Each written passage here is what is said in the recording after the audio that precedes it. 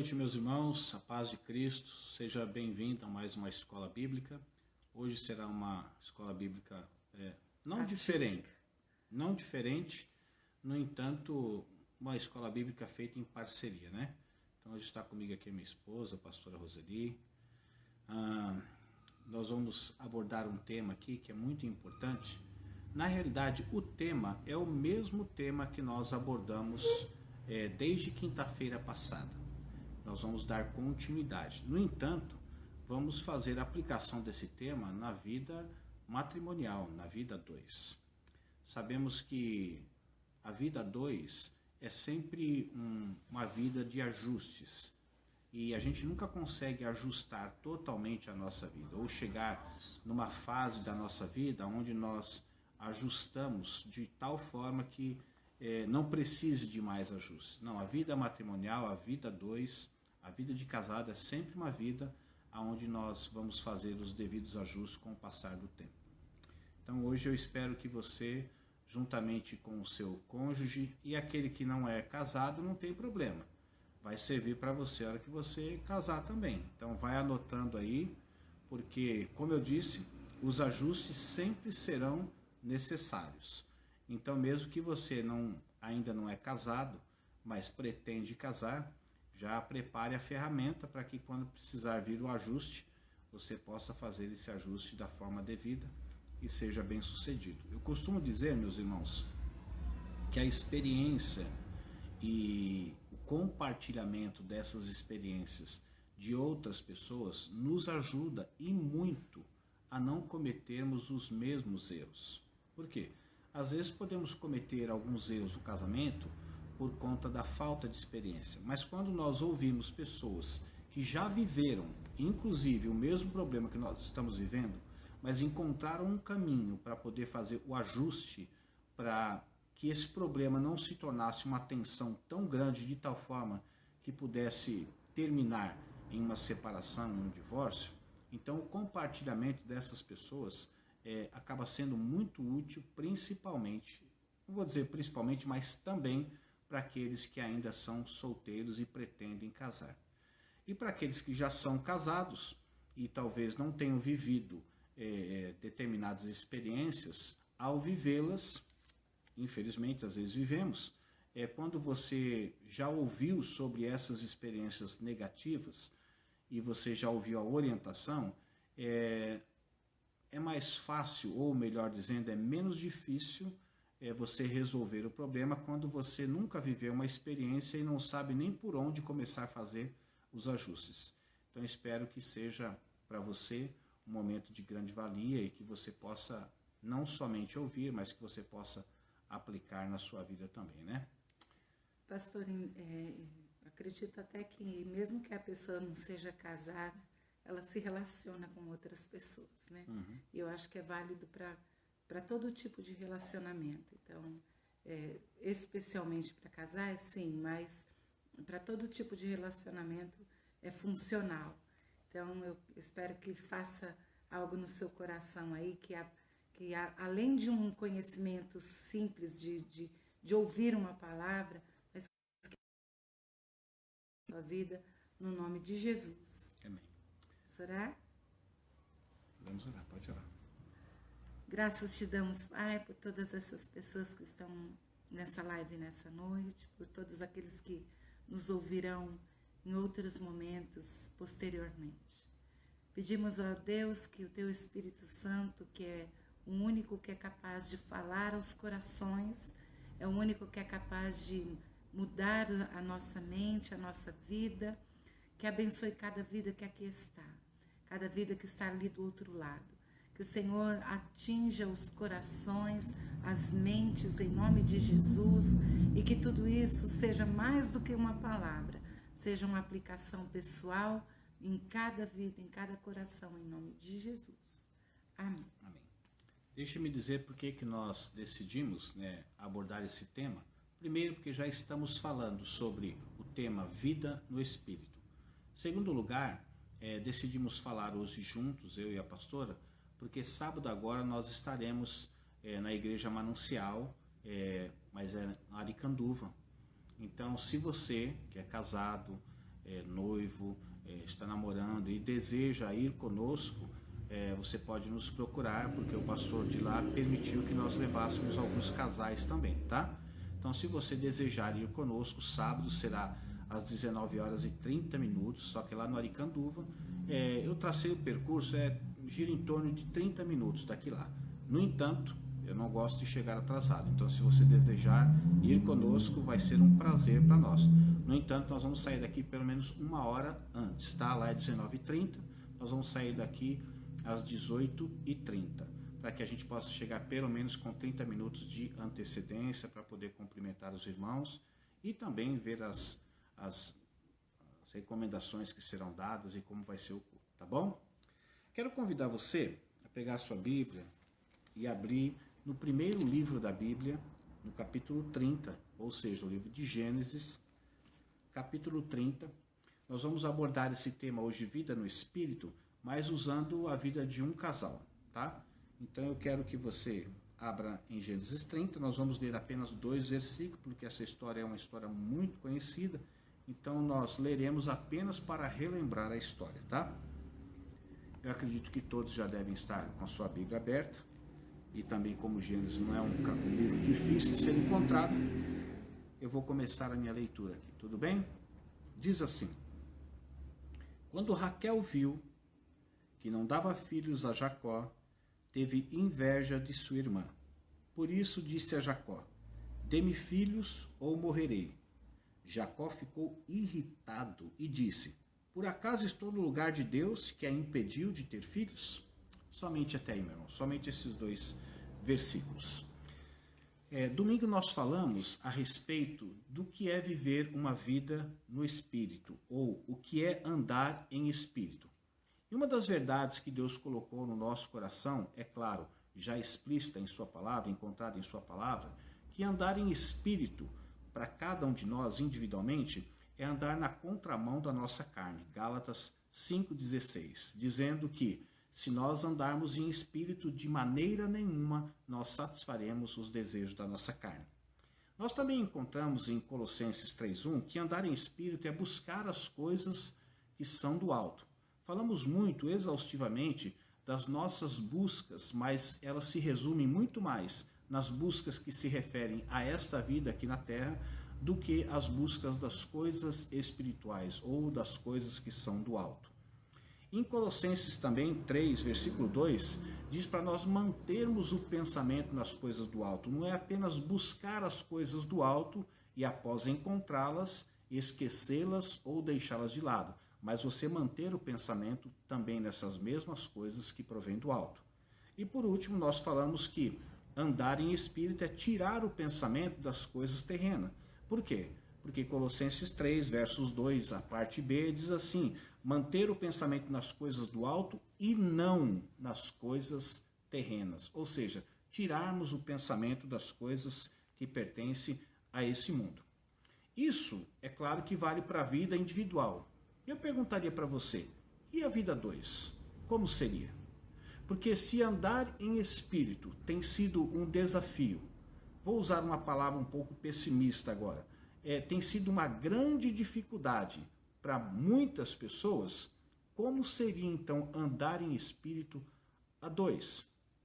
Por quê? Porque se já é difícil você estar sincronizado, sintonizado com as coisas do alto, andando você sozinho ou tendo uma vida individual, como é que seria então essa vida em espírito, andar em espírito, quando você vive ao lado de uma pessoa continuamente? Ou seja, a esposa que deseja andar em espírito, mas está sempre ao lado do marido. O marido que deseja andar em espírito, que está sempre ao lado da esposa. A gente percebe que andar em espírito, como eu disse, e agora eu vou ser otimista, é um desafio para todos nós. E talvez, se eu não estiver equivocado na minha leitura, eu diria que andar em espírito em vida 2, talvez seria 2 desafios. Por quê? Porque nós sabemos que nem sempre, embora ambos possam traçar o mesmo propósito de viver uma vida em espírito, mas nem todos acordam do mesmo jeito todos os dias. Um dia pode ser que eu acorde bem e a minha esposa não acorde bem, o que acontece na grande maioria das vezes. Ela acorde bem e eu não acorde bem, ou ela acorde mal e eu acorde bem. Isso é a exceção, porque na grande maioria das vezes quem acorda não tão bem sou eu. Então, por mais que você esteja decidido e desafiando você mesmo a viver uma vida em espírito, você sabe que a vida 2 ela é composta de um relacionamento. E você não pode viver uma vida em espírito descartando esse relacionamento. É preciso que esse relacionamento esteja sincronizado. Mas às vezes essa sincronia não se dá na noite para o dia. E mesmo que ambos tracem o mesmo propósito, como eu disse, às vezes surgirão dificuldades. Como, por exemplo, eu perguntaria para você, como é que surge? Por que surgem os problemas nos casamentos? A maioria das respostas que nós temos ouvido resumem-se na seguinte palavra: os problemas surgem nos casamentos por causa dos diferentes temperamentos que existem entre o casal. Aí nós vamos falar, será que é isso mesmo que acontece? Será que é por causa dos temperamentos que são diferentes? Bom, diz a ciência que os temperamentos são 4, sanguíneos, colérico, melancólico e fleumático. Minha esposa sempre diz, ela vocifera, diz em voz alta aos 4 ventos, não é segredo para ninguém, que ela é uma sanguínea hemorrágica. Ela, de certa forma, comete uma certa hipérbole, um exagero, mas ela quis dizer que ela não é uma sanguínea como qualquer outro sanguíneo, ela é uma sanguínea que excede aos sanguíneos. Vejam você, a pessoa com a qual eu convivo, segundo ela mesmo disse. Outros, quando olham para mim, olham e dizem assim, o Mauro é um melancólico, né? Eu sou um cara um pouco mais introvertido mesmo, que às vezes eu faço algumas brincadeiras, mesmo que quando eu ando pelas ruas, dizem que eu sou um cara meio metido a político, vou fazendo amizade com todos, batendo papo com todos, mas dentro de mim ainda se encontra um cara tanto quanto introvertido. Então, se traçarmos o temperamento da pastora, como ela mesmo disse, é uma sanguínea hemorrágica, e eu sou um melancólico dentro de uma ostra, né, que está tentando se libertar. Eu li um livro uma vez chamado Temperamento Controlado pelo Espírito, e ali ele fala algo muito interessante. Dentre tantas coisas que ele fala, o próprio título já expressa essa verdade. Que independente, não vamos anular a existência desses temperamentos. Agora, independente do temperamento que você tem ou sua esposa tem, a Bíblia diz que esse temperamento precisa ser controlado, dominado pelo Espírito, o Espírito de Deus. E é claro que eu estou falando aqueles que já nasceram de novo. Aqueles que não nasceram de novo ainda não têm como apoio principal o Espírito de Deus que está na sua vida para que possa controlar esse temperamento. E nós sabemos que todos os temperamentos, não vamos entrar aqui na questão da existência ou não existência deles, mas todos os temperamentos, eles podem ser canalizados de uma forma positiva e não de uma forma negativa.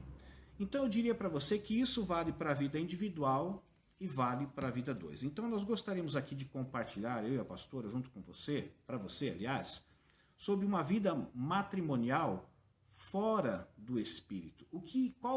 Quais serão os desdobramentos de um casal que vive uma vida, mas não uma vida matrimonial no Espírito, e que também é necessário.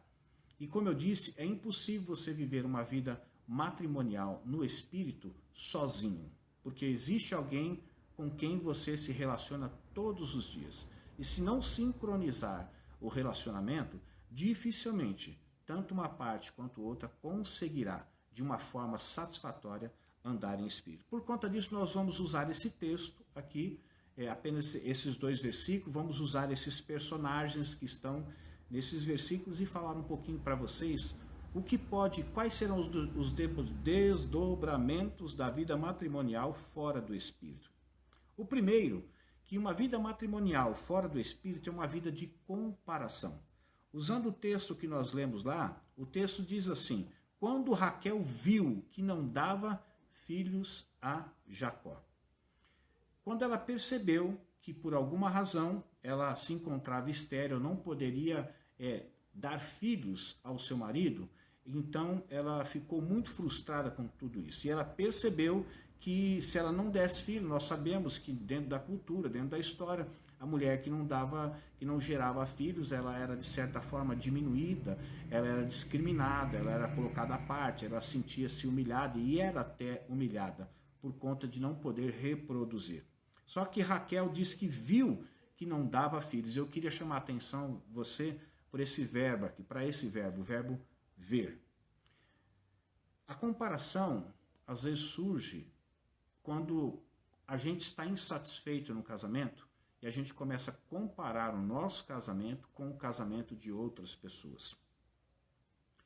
E é interessante a gente pensar, meus irmãos, que o Espírito, ele não compara, porque para o Espírito não existe um casamento pior nem melhor, apenas um casamento diferente, aonde está ainda acontecendo aquilo que nós chamamos de ajuste, para que possa harmonizar o relacionamento um com o outro.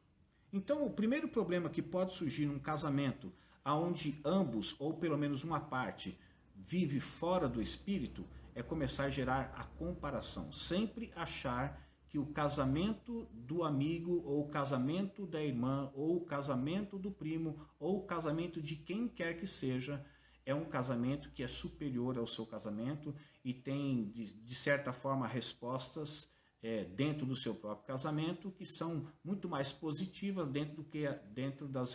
comparando com as respostas que nós temos dentro do nosso casamento. Então, a comparação só surge num casamento quando um dos dois ou os dois não estão vivendo uma vida em espírito. Por quê? Porque o Espírito nunca vai traçar esse diagrama, ele nunca vai traçar esse perfil de que o Espírito, meu casamento é diferente e poderia ser melhor se fosse igual ao de A, ou de B, ou de C. Deixe-me dizer uma verdade para vocês aqui, meus irmãos, sem medo de errar, tá? Nem todos os casamentos são o que aparentam ser. Assim somos nós também. Nós, muitas vezes, comunicamos às pessoas aquilo que nós desejaríamos ser e não aquilo que nós somos. E isso também não é diferente nos casamentos. Por isso, não vale a pena você comparar o seu casamento com o casamento do A, do B e do C. Até porque se você talvez for conhecer o casamento do A, do B, do C, que você julga melhor e por isso está comparando com o seu, quando você comer 1 quilo de sal juntamente com ele, você vai perceber que não é tão bom assim. É o mito da grama mais verde. Exatamente. E as comparações, ela vem aquilo que nós chamamos através das janelas da alma. No caso aqui, os olhos, que ativam os piores sentimentos que o ser humano pode ter. Você olha para um casamento e segundo a leitura que você faz, e segundo aquilo que você ouve e que passaram para você, você entende que o seu casamento é um casamento que não é tão bom quanto aquele casamento. Mas isso vai ser evitado se tanto você quanto o seu parceiro, ou tanto você quanto a sua parceira, decidirem viver uma vida no Espírito. Porque uma vida no Espírito jamais vai permitir que um ou outro comece a comparar o seu casamento, o seu relacionamento, com o relacionamento de outras pessoas. Fazendo o adendo aí a tudo que você disse, Asaf fala, né, que ele quase se desvia por comparar, né? E acho que muitos casamentos estão indo para o brejo porque as pessoas estão se comparando. Nós também vemos que um casamento fora do Espírito é um casamento cheio de competição. Nós estamos vivendo num tempo, a Bíblia diz assim, que ela teve inveja da sua irmã, ela queria competir com a sua irmã. Raquelzinha era um problema sério, né? A gente olha a história de amor, linda, mas se a gente for prestar atenção em quem era Raquelzinha era um problema sério. E ela teve inveja da sua irmã, e ela começou então a querer competir. Ela entrega a sua moça lá, que fica com ela, que cuida dela, que ajuda ela, para ser mãe no lugar dela, e assim ela vai. E nós estamos vivendo numa era onde há muita competição entre pessoas. Nós estamos vivendo um período do feminismo, por exemplo, que é absurdo. As mulheres elas já não querem mais estarem no mesmo nível que os homens. Elas não querem mais igualdade, elas querem superioridade, né? Querem ser superiores aos homens. Então, nós estamos vivendo uma era de muita competição. As mulheres, especialmente estou dizendo as mulheres, estão competindo em tudo, elas querem ter as mesmas profissões, não basta ela ter um trabalho, ela quer ter um trabalho acima, e assim vai. E a grande verdade é que existem homens e mulheres desse nível, né, que estão competindo, quem pode mais, e isso vai para todos os âmbitos da vida, no trabalho, dentro de casa, quem manda mais, e vira uma queda de braço dentro das igrejas, exatamente, pastor. Dentro das igrejas nós temos visto muita gente competindo, e a vida no espírito, ela não pende jamais, ela não pode pender jamais para o lado da competição. No casamento, por exemplo, eu entendo que o casamento é uma sociedade. E que se não der certo para ele, vai dar ruim para mim. Se der ruim para mim, vai dar ruim para ele. Nós não estamos competindo, nós estamos trabalhando na mesma sinergia para que esse casamento dê certo, para que as coisas funcionem. Então, eu não tenho porquê. Se ele ganhar, ganhamos, somos um só. Se ele perder, perdemos, somos um só.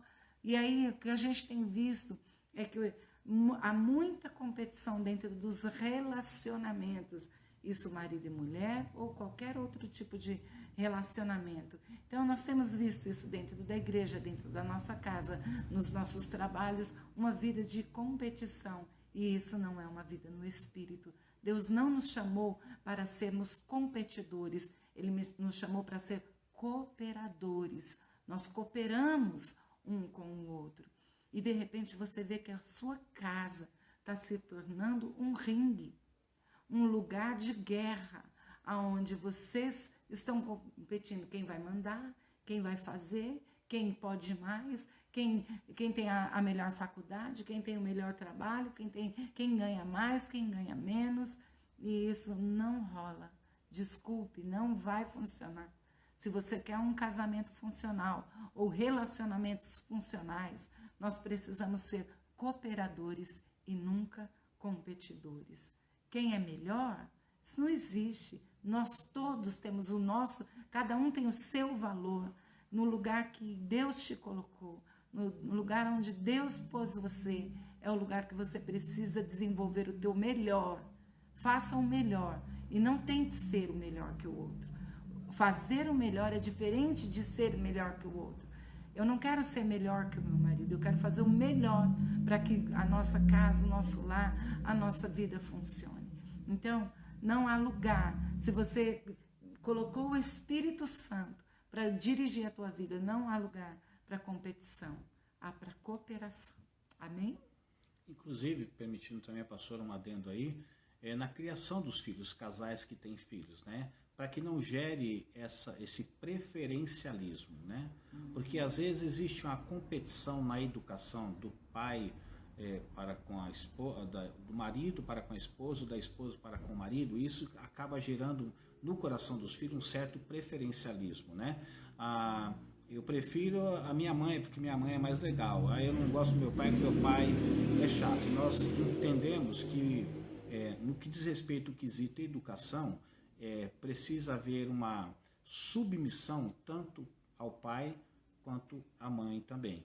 E ambos precisam trabalhar como colaboradores e juntos também, para que os filhos não venham se inclinar nem para um lado nem para o outro, porque a posição dos pais, independendo se é o pai ou se é a mãe, sempre será a mesma também, ok? Dentro disso também, pastor, tem muito da gente querer assim, a minha família, né? Puxar os filhos para a minha família, a competição, de novo, e o Espírito Santo não habita nesse lugar, no lugar da competição.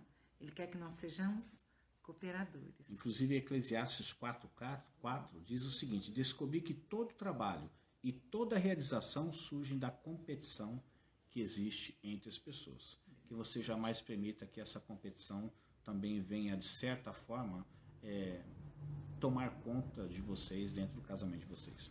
Uma vida matrimonial também fora do espírito é uma vida de combustão. Por que eu disse uma vida de combustão?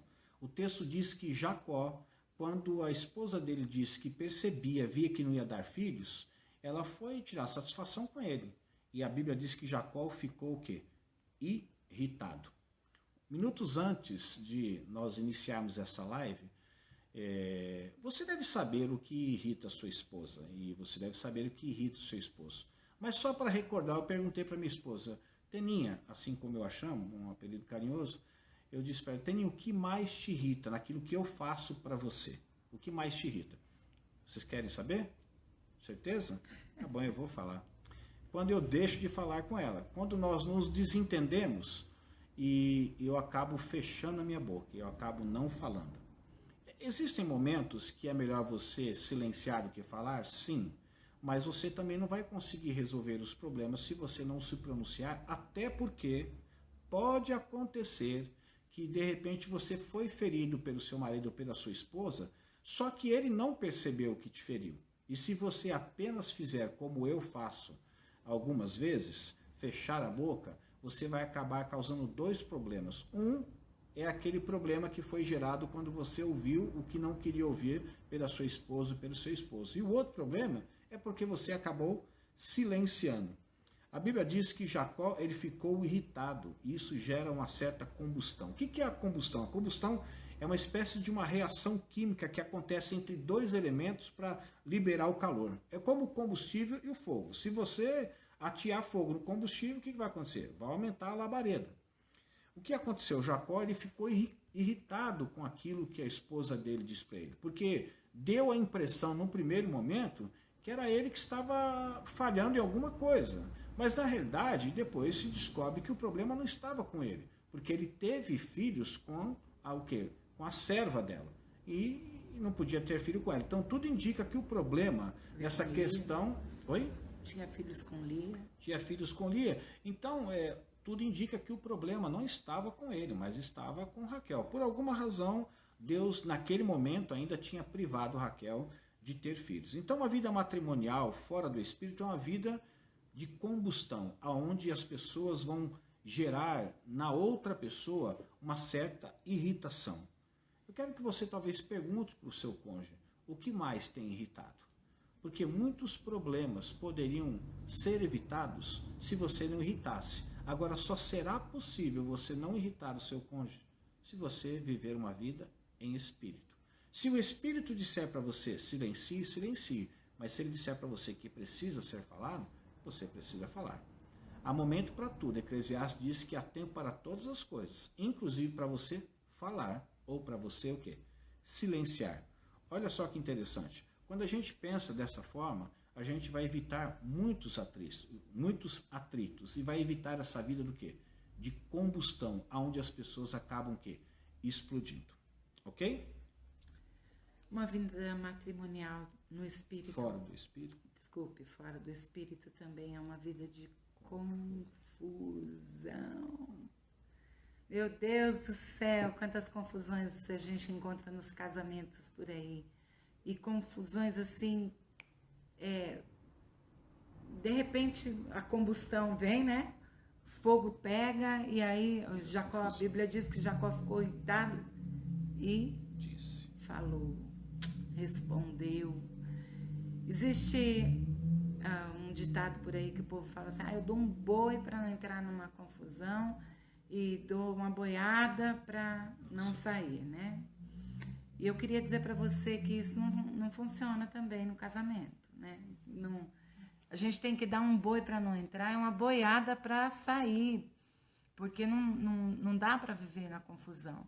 Nós que somos cristãos sabemos muito bem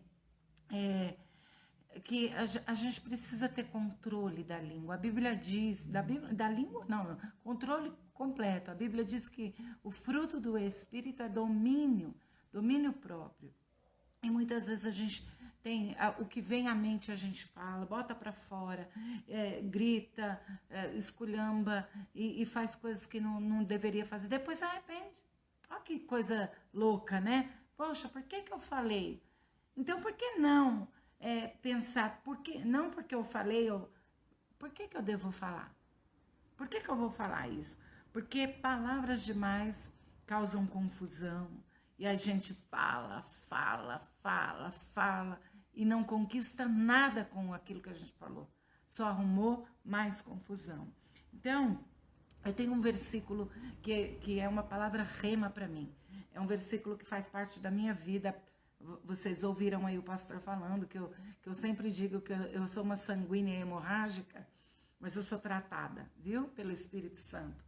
Eu sempre fui uma pessoa muito assim de explodir, mas o Senhor tem me dado controle, afinal de contas eu sou a casa favorita de Deus, o Espírito Santo habita aqui em mim, então eu tenho domínio. Então muita coisa que eu gostaria de falar, eu até tranco a minha boca. Ultimamente eu tenho trabalhado agora por ser uma pessoa bastante expressiva, às vezes eu não falo com a língua, mas eu falo com a cara, né? E eu tenho trabalhado isso em mim também, porque eu sou portadora do Espírito Santo. Se você é portador do Espírito Santo, você tem que saber se controlar. E o versículo que eu me referi agora, que faz parte da minha vida, é: sem lenha o fogo se apaga. Se você não botar lenha, se a confusão está armada, está lá tudo pegando fogo, e você jogar mais lenha, vai aumentar. Então, o que eu tenho que fazer? Agora não é hora de pôr lenha. Tem hora certa para falar. Eu não estou dizendo que ninguém precisa se anular. Você pode falar tudo que você quer, porém, tem hora certa para falar. Eclesiastes diz: há tempo para todas as coisas. Então, quando Jacó disse para ela, estava pensando que eu sou Deus, quer dizer, havia necessidade de uma resposta tão grosseira. Ela estava ferida, ela estava sentindo a falta de um filho, né? Tantas dificuldades, não precisava responder daquela forma. E aí a confusão está armada. Então, muitas vezes a gente tem que aprender a controlar. O falar vale prata, mas o calar vale ouro, diz a palavra de Deus. Então, se você quer ter uma vida no Espírito, saiba o momento de falar e o momento de silenciar. Existe esse tempo, sim, e nós precisamos aprender. Então, Tiago capítulo 4, versículo 1 diz assim: de onde vêm as guerras e contendas que há entre vocês? Não vêm das paixões que guerreiam dentro de vocês? Então, a guerra está lá dentro, por enquanto deixa lá, espera esfriar, depois você conversa. A confusão pode ser eliminada, sem lenha o fogo se apaga. Ok. Mas um conselho também, um compartilhamento com vocês, que uma vida matrimonial fora do Espírito, talvez você esteja aí se identificando, né? Que ou você está andando em Espírito, porque não tem surgido essas coisas, esses problemas na sua vida, ou você tem percebido que uma coisa que vocês, ou você não tem feito, é andar em Espírito. Por quê? Nós estamos abordando aqui uma vida matrimonial fora do Espírito. Quais são os desdobramentos, quais são as consequências. Eu quero citar mais uma delas. Uma vida matrimonial fora do Espírito é uma vida de insinuação. O texto diz assim: por acaso estou eu no lugar de Deus? O que será que Jacó quis dizer para sua esposa quando ele disse: estou eu no lugar de Deus? Aí foi uma certa insinuação, mas o que ele insinuou?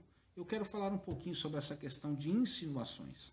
Existem insinuações que são boas, tais como aquela que você insinua que vai fazer uma surpresa que eu vou fazer para minha esposa, por exemplo, ao acabar a live aqui, ela não sabe o que é. Agora, sanguínea hemorrágica, ela vai ficar, talvez ela perca até o último ponto agora para não saber, que ela vai querer saber primeiro o que vai acontecer.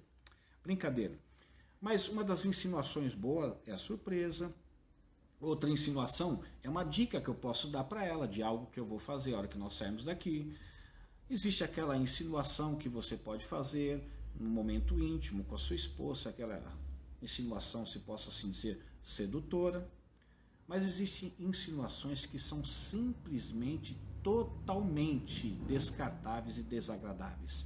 São aquelas insinuações depreciativas. Eu me lembro de uma vez de um casal que esteve na minha casa muitos anos atrás, inclusive o rapaz, ele faleceu já, era amigo nosso, e ele disse que uma vez ele disse para a esposa dele que ela era uma Ferrari.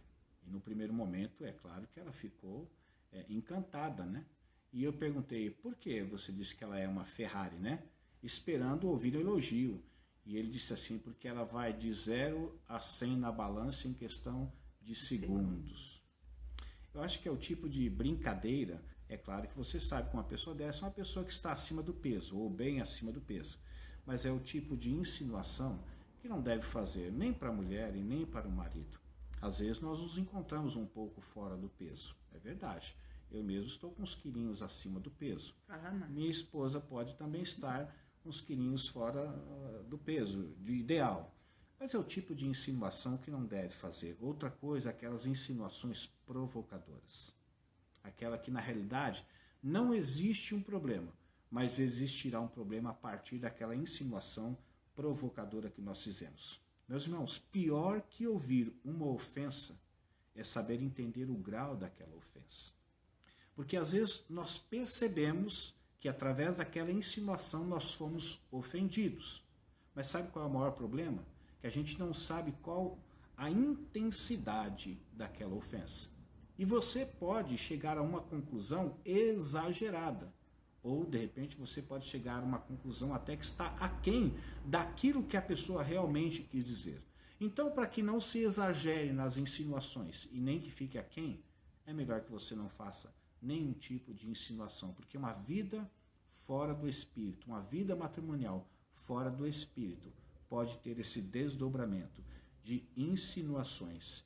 E as insinuações, obviamente positivas, você deve levar adiante. No entanto, as insinuações que depreciam, as insinuações que tiram a credibilidade da pessoa, que humilha a pessoa, que expõe a pessoa, é o tipo de coisa que você não deve fazer se você quer preservar o seu casamento. A insinuação, ela envolve uma certa malícia. E a malícia, ela envolve uma palavra que a Bíblia dá nome por maledicência, quando essa insinuação ela é negativa, tá? Então a insinuação envolve a malícia ela envolve a maledicência, ou seja, um mal que está por trás, e a maledicência envolve a malignidade, e a malignidade envolve o maligno, e o maligno é o próprio diabo. Então eu quero que você, antes, quando você for fazer alguma insinuação, que seja ela positiva, para que você viva, você possa ter um indício, possa ter uma sinalização dentro de você de que você está vivendo uma vida no Espírito, ok? E para encerrar a minha parcela aqui de cooperação, uma vida matrimonial fora do Espírito é uma vida de contusão. Pastor, nós falamos sobre confusão, eu falei sobre confusão e agora eu estou falando de contusão, de machucaduras. E eu acho que essa é uma parte bem séria que eu gostaria de abordar assim com muito carinho com você, porque há quantas pessoas estão doentes hoje, inclusive com doenças psicossomáticas, doenças no corpo mesmo, porque na verdade as suas doenças não são externas, não são aquilo, está aflorando no corpo, porém elas não nasceram no corpo, elas nasceram aqui de um coração machucado. E quando a gente casa, a gente não casa para ser machucado, e nem para machucar, eu penso. Do contrário, não case. A gente casa para ser feliz, para fazer o outro feliz. Professor, eu acho que cabe aquela ilustração do balão que hoje você contou para mim. Verdade, cabe mesmo, vou contar já já. Então, para que a gente não viva uma vida machucando o outro, e palavras machucam muito, palavras malditas, não no termo de maldição, mas faladas de uma forma errada, né? Quantas pessoas estão machucadas pelas palavras?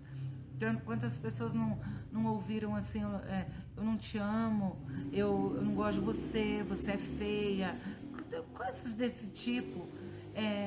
Às vezes até como o pastor já falou, na brincadeira, mas que são brincadeiras muito chatas e é muito difícil. A palavra de Deus diz em Provérbios 18, 19, que é mais fácil você ganhar uma cidade, conquistar uma cidade sitiada, do que você conseguir conquistar um coração ferido. Você feriu tanto a outra pessoa e depois quer carinho, quer ser bem tratado, quer ser bajulado dentro de casa, quer manifestação de amor, mas você já machucou tanto, já feriu tanto que aquilo não é possível mais.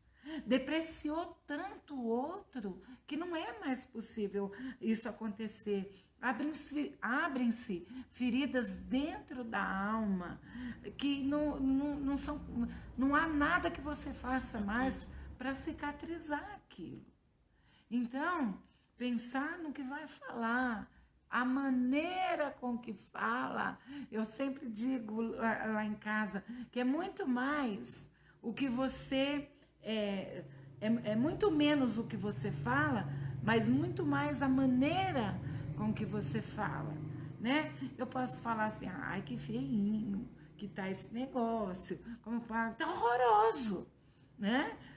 Machuca muito mais a maneira com que eu falo do que o que realmente eu falo. Eu posso expressar a minha dor, eu posso expressar o meu descontentamento, a minha falta de humor naquele momento, de outras formas. Eu não preciso machucar as pessoas. Então, é muito complicado. Eu não sei quantos aqui já leram aquele livro As 5 Linguagens do Amor, mas uma pessoa, por exemplo, que tem como a linguagem principal palavras de afirmação, você não tem noção do que uma palavra contrária é capaz de fazer dentro daquela pessoa. Então, é muito difícil. Machucar as pessoas é muito fácil, mas é muito difícil trazer cura. Trazer a cura é muito mais difícil. Então, se você quer ter um casamento dirigido pelo Espírito Santo, saiba falar. É primordial que você fale todas as coisas, mas a maneira com que você vai falar vai definir todas as coisas. Eu recebi hoje, mandei para o pastor, um professor, eu não sei quantos viram, porque essas coisas viralizam muito rápido, mas um professor pediu para cada aluno pegar um balão, uma bexiga, e encher essa bexiga, colocar o seu nome dentro e amarrar e jogar lá as bexigas. Eram várias bexigas da mesma cor, eles jogaram lá. Então o professor falou, agora eu quero que você pegue a sua bexiga. E se tornou impossível, porque o nome estava escrito num papel enrolado dentro da bexiga, ninguém sabia qual era a sua bexiga. Procuraram horas a fio, procurando a sua própria bexiga e ninguém encontrou. Então o professor falou o seguinte, agora vocês vão pegar qualquer bexiga, a bexiga que você pegar na sua mão, você vai estourar a bexiga e entregar o nome para a pessoa de quem é. E a coisa foi assim, em segundos estava todo mundo encontrando a sua própria bexiga. Então, a felicidade é assim. Você não vai encontrar ela procurando ela em você, só para você. Você só vai encontrar a felicidade quando você procurar entregar para outra pessoa. Ninguém é feliz sozinho. Não adianta, você fala coisas que vai ofender a outra pessoa agora e o maior prejudicado vai ser você. Primeiro, porque vai vir o arrependimento. Muitas vezes o remorso, que é pior que o arrependimento como sentimento, porque ele é muito mais doloroso. O arrependimento, você vai lá, pede perdão para a pessoa, é liberado perdão e você fica bem. Agora, remorso não. Você nem consegue pedir perdão para a pessoa porque você feriu tanto. Aí vem o remorso, vem a dor, você também não vai ser feliz. Então, se você deseja a felicidade, faça o outro feliz. Isso é um fato, queridos. Eu eu tenho buscado na minha vida, assim, oferecer o meu melhor, né? Talvez o meu melhor não seja o melhor de todos, mas é o meu melhor. Então, tudo aquilo que você faz em prol do outro, vem para você de volta. Não adianta. Vem para você de volta tudo que você planta, você colhe. Se você quer ser feliz com o outro, plante felicidade no coração do outro e ele vai retribuir isso a você. Então, isso funciona não só marido e mulher, é com filho, é com pessoas que estão ao seu redor. Fale direito se você quer ser ouvido de forma legal. Então, isso é importante. Eu quero dizer para vocês, não seja alguém que só fere. As feridas são difíceis de fechar. Nós estamos vivendo numa sociedade doente. As pessoas estão doentes.